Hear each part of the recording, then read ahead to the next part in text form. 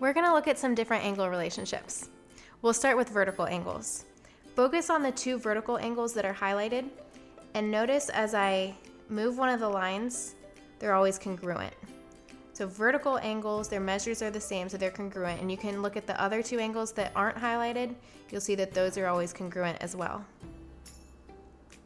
Now we're going to look at corresponding angles, same side interior, and alternate exterior angles, and see how they relate with each other when two parallel lines are cut by a transversal.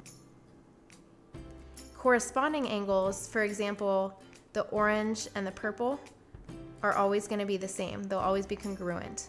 Or the red and the dark blue, or the green and the pink, or the light blue and the yellow.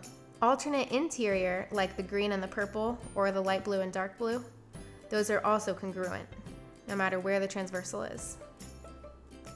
Alternate exterior, like the orange and the pink, or like the red and the yellow, those are also going to be congruent. The only angles that we've talked about that will not be congruent are same side interior angles. Notice, for example, the light blue and the purple. As one gets bigger, the other one gets smaller. And as one gets smaller, the other gets bigger. Those are supplementary angles. So vertical angles are congruent, corresponding angles, alternate interior and alternate exterior angles are congruent when two parallel lines are cut by a transversal, and then same side interior angles are supplementary, meaning they add up to 180 degrees.